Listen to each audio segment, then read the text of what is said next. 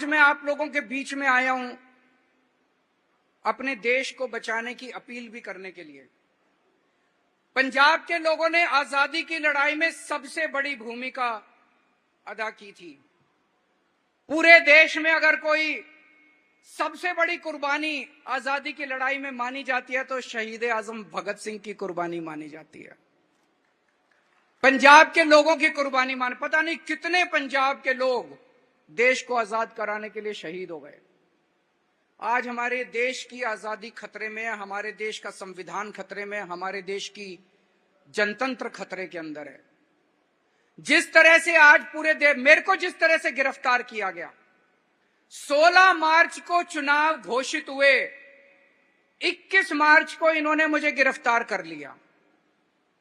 मेरी पार्टी के मैं गिरफ्तार हूं, संजय सिंह को गिरफ्तार कर लिया, मनीष सिसोदिया को गिरफ्तार कर लिया, सतिंदर जैन को गिरफ्तार कर लिया, और फिर दिल्ली में आके मोदी जी कहते हैं आओ चुनाव लड़ते हैं।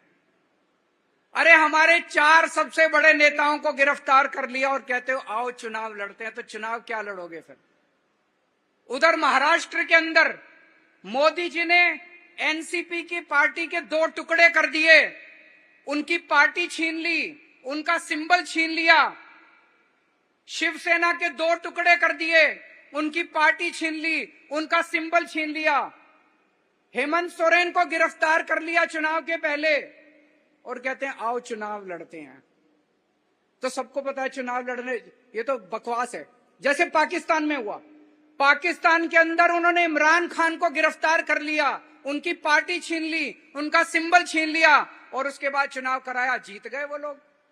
जबकि इमरान खान अगर बाहर होता तो इमरान खान की पार्टी जीतती, सब लोग जानते हैं। बांग्लादेश के अंदर शेख हसीना ने सारे विपक्षी नेताओं को जेल में डाल दिया और उसके बाद चुनाव कराया, शेख हसीना जीत गई। रशिया के अंदर पुतिन ने सारे विपक्षी नेताओं को या तो जेल में डाल दिया या मरवा दिया, उसके बाद चुनाव कराया, 87% वोट मिल गए पुतिन को। हमारे देश के अंदर भी अब तानाशाही हो रही है। इसी चुनाव के अंदर इतनी पार्टियां तोड़ दी, इतने नेताओं को जेल में डाल दिया।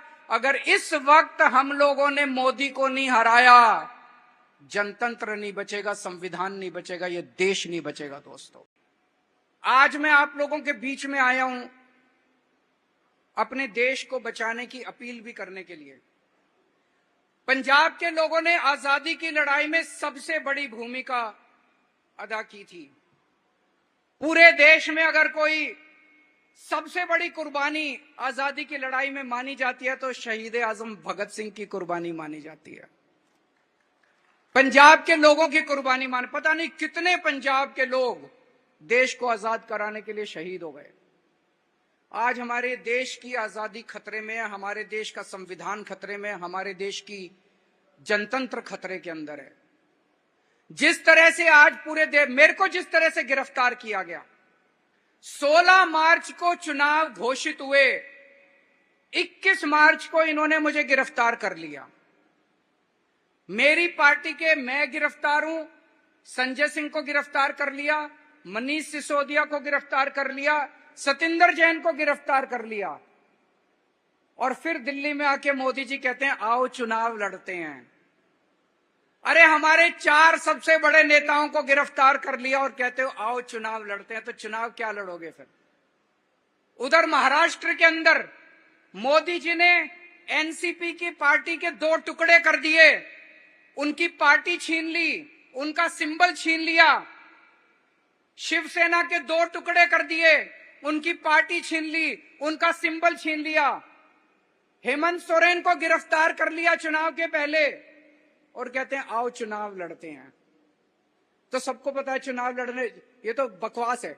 जैसे पाकिस्तान में हुआ, पाकिस्तान के अंदर उन्होंने इमरान खान को गिरफ्तार कर लिया, उनकी पार्टी छीन ली, उनका सिंबल छीन लिया और उसके बाद चुनाव कराया, जीत गए वो लोग।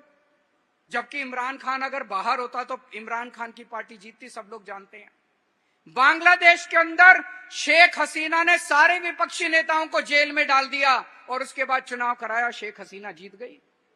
रशिया के अंदर पुतिन ने सारे विपक्षी नेताओं को या तो जेल में डाल दिया या मरवा दिया, उसके बाद चुनाव कराया, 87% वोट मिल गए पुतिन को। हमारे देश के अंदर भी अब तानाशाही हो रही है। इसी चुनाव के अंदर इतनी पार्टियां तोड़ दी, इतने नेताओं को जेल में डाल दिया। अगर इस वक्त हम लोगों ने मोदी को नहीं हराया, जनतंत्र नहीं बचेगा, संविधान नहीं बचेगा, ये देश नहीं बचेगा दोस्तों।